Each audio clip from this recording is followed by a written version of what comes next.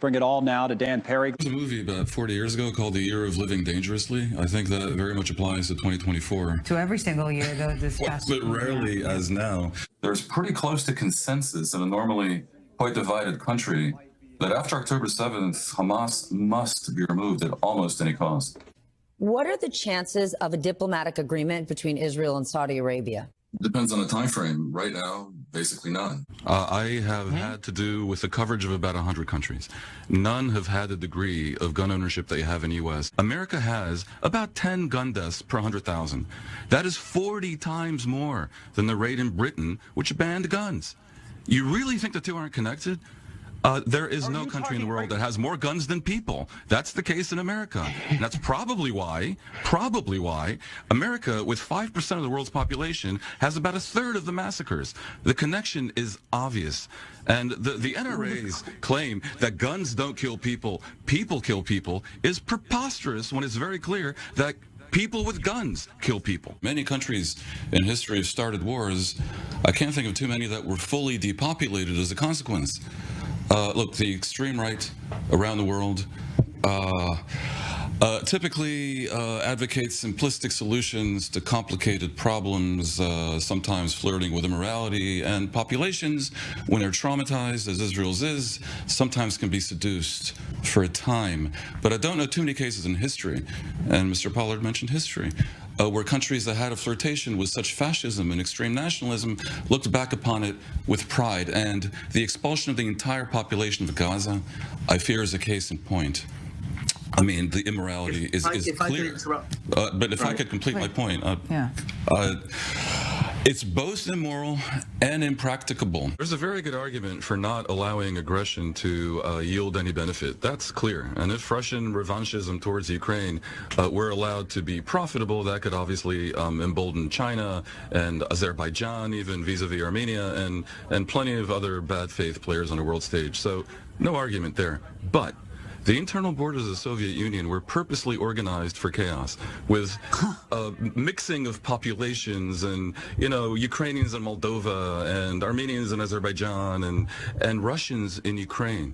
So I have to ask, would it not be perhaps practical for Ukraine to give up these territories in the same way that it might be practical for Israel to give up the West Bank? Different circumstances, but same idea. The rendering of a future where we might have demographic cohesion. There is an issue that dare not speak its name, and that issue is Brexit. One and only Dan Perry, international affairs analyst. Russia is going to be impoverished and isolated, as I say, for a long, long time because of Putin.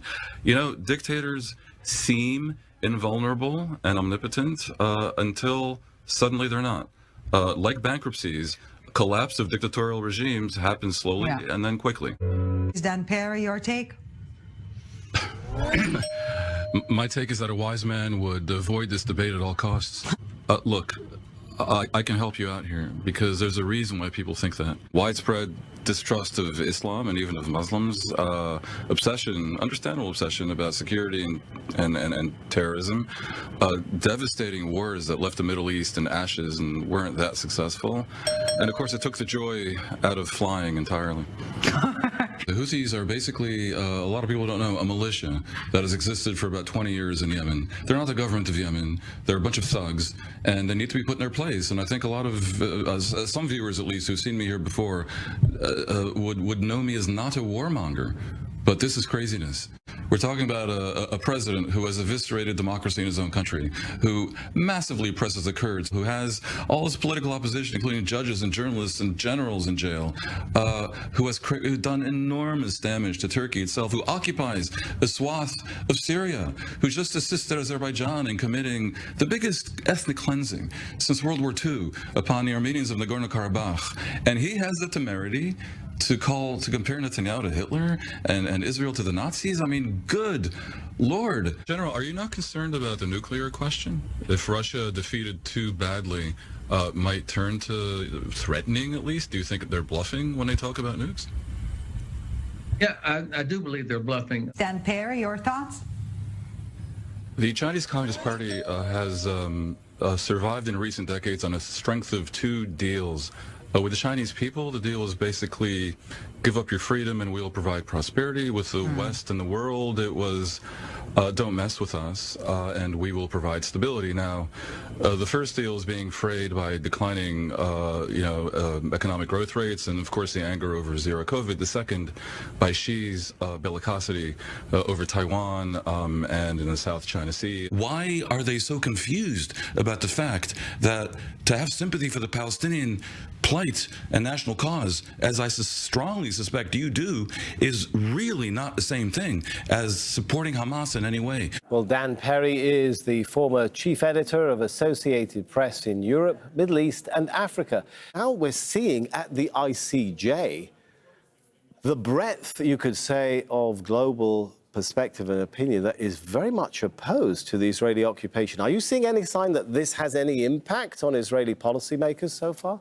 Look, Israel knows very well that its occupation of the West Bank, and in particular its settlement of the West Bank or parts of the West Bank, is one of the few things that can unite most of the planet in consensus on any particular issue, even more so than Ukraine, much more so than Ukraine. And they're not happy about it, but they also, frankly, consider it to be a little bit rich when countries around the world, when the Soviet Union, which was the largest landmass on the planet, would deride Israel for alleged imperialism and expansionism for its 20-kilometer wide ambition. What they presented, Nicole, is laughable. I mean, if I were trying to engineer a plan that is that aims to waste time, endanger the lives of any Palestinian that collaborates, and ultimately be rejected as unworkable, this is what I would propose. The U.S. is in an incredibly excruciating position vis-a-vis Taiwan.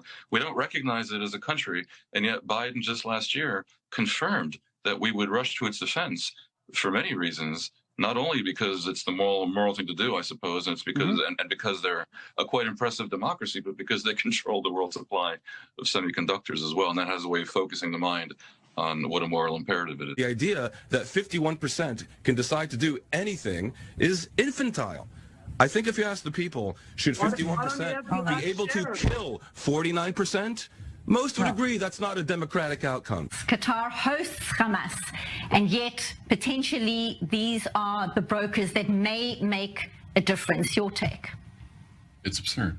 If somehow you can align your interests with those of Saudi Arabia and even Qatar and Egypt and have a global alliance, a regional alliance that turns the Palestinian problem into everyone's problem and not just Israel's, that obviously would be wise. And this government is rejecting that outstretched hand in a way that is, let's just say in the politest conceivable terms, strategically unwise. Anyone who thinks that Netanyahu is above such a calculation, as we've discussed before, Connell, doesn't really fully understand that we're talking here about one of modern history's spectacular cynics and master machinators. We always appreciate your point of view. Dan Perry knows that region and the world very, very well from having covered it for so many years, live from Tel Aviv with us. Thank you, Dan. Good to see you again.